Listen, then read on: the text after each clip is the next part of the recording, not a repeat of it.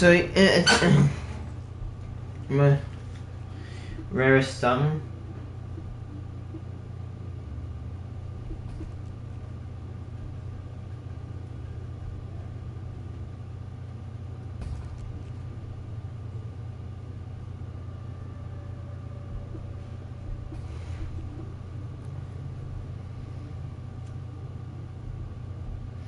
Well, I see, but I'm trying to get something called Super Shreddifier. A Shreddifier on drug.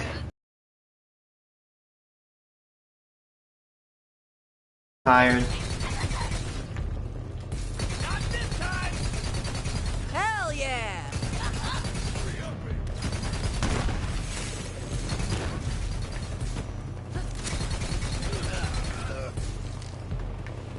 I got a good feeling about this. Remember me, like.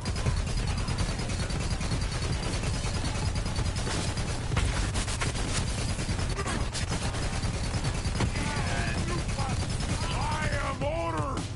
Man, you know.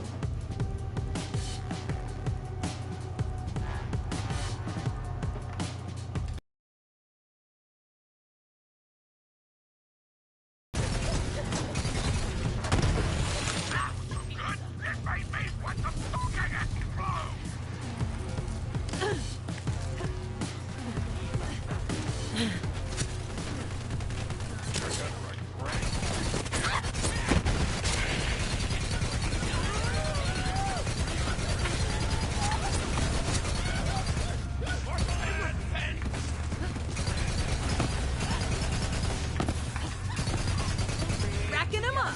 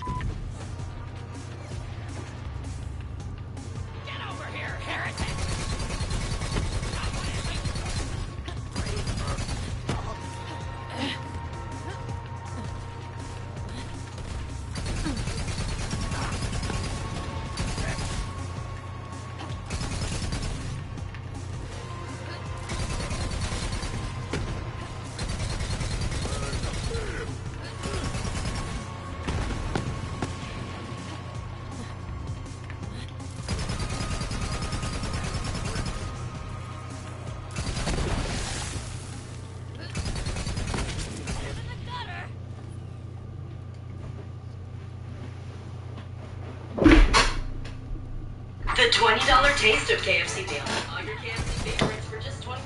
It's finger licking good. Have a pay transparency plan that will tell you how to get started. Let us help you put your plan in motion. Say hi to Bob.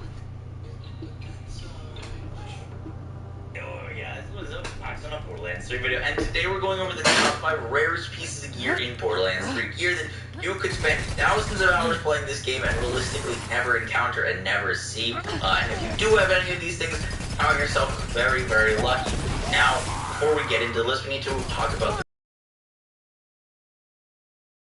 all of the gear on this list is desirable, meaning that a few days ago. I could set my sights on a blue pistol with a specific element and a specific part on it with a specific sight. And all of these pieces of gear are gear that you'd actually want. I don't care about that blue pistol. These are endgame pieces of gear that will genuinely help you, not just like randomly making up a specific purple or blue and saying that's really difficult to get.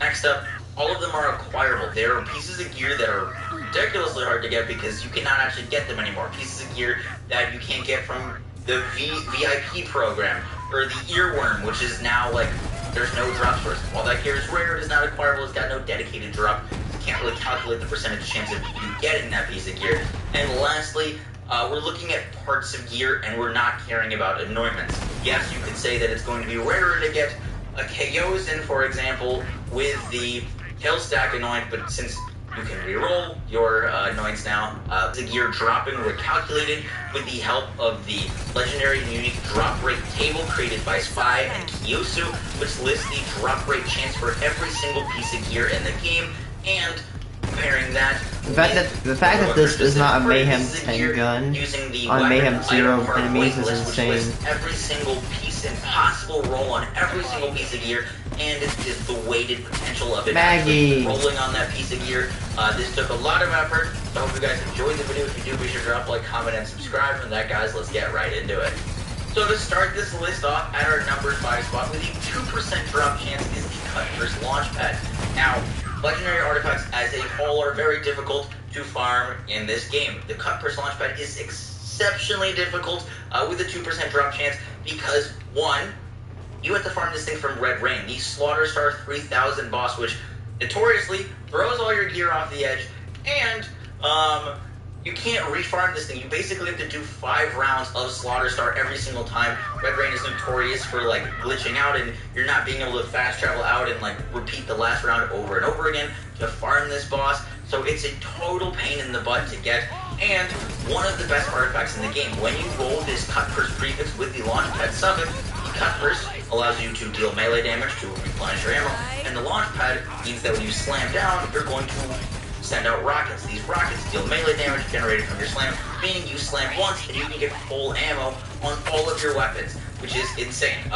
It'll give you weapon ammo for the weapon that you're holding, but it also generates ammo for all of your teammates, making this one of the best co-op artifacts to use as well. You put it on, you can give you and your team from Agonizer, but I think the Cut Purse Launchpad is way more useful, and after the White Elephant got nerfed, it really isn't like a super must-have relic, whereas I think the Cut Purse Launchpad is a must-have for all characters at endgame if you're ever low on ammo and you're in a pinch. Moving on to number 4. Coming in at the number 4 spot is a weapon whose prefix changes everything about this gun, and that is the Boom Sickle. This is where I learned about the Boom Sickle. With a specific element from 4% chance of dropping. This thing, the sickle, is a 1%. That's one out weapon, but it completely changes if you get the boom variant. The boom variant on the sickle changes all of its damage to splash damage, meaning that it is an incredibly strong weapon on Moe's, and with the way that you can scale splash damage in character's damage formula, it is just so far superior to the normal sickle. And you have a very small chance of becoming elemental because most sickles will drop non-elemental, giving you a 1.024% chance to get a specific element of the Boom Sickle. This thing is one of the coolest and rarest weapons in the game because there's not that many weapons that prefix genuinely changes the weapon and how it works and how strong it is as much as the Boom Sickle. So at number 4 we do have the Boom Sickle. Coming in at the number 3 spot for the rarest items in Borderlands 3, and this one started to get very rare. I have never received this thing in my thousands of hours of playing this game. Is the Vindicator gas call. Now I've avoided gas call on screen, but the Vindicator gas call. The Vindicator both points divider and Reuter, and it is a 0.19% chance of dropping from Haunt. Haunt has a 24% chance to drop the gas call, but your chance of getting a Vindicator are 0.19%. On top of this, you have to kill a bunch of enemies to get even into Haunt, and then you can't refarm Haunt with saving quitting. You have to do the whole process. The most difficult farms in the entire game, and one of the absolute rarest items. Once again, I've never received this thing. The Vindicator gas call is going to get both the Reuter and the divider, and it is so cool. It's one of the coolest items in the game. You don't have to worry about annoyance on this thing because it can't even roll with annoyance. It doesn't need to. It is that strong. Trust me, this grenade is one of the most powerful grenades in the entire game if you're looking for straight up grenade damage, and it is also one of the rarest 0.12%. By the way, they can drop from the Loot Ghost.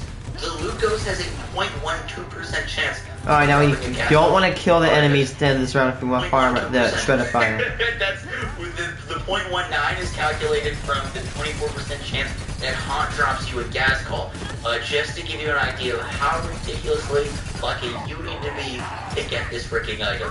Before I tell you the number 2 item, I want to give a shout out to the Diluvian Firestorm. Now, this didn't quite make the list because I don't think it's desirable enough. The grenade, while very cool, is not like a must end game have like the Vindicator or the Cut Purse or like a Boom Sickle money. Gas called because of all the different parts Uh. that the fires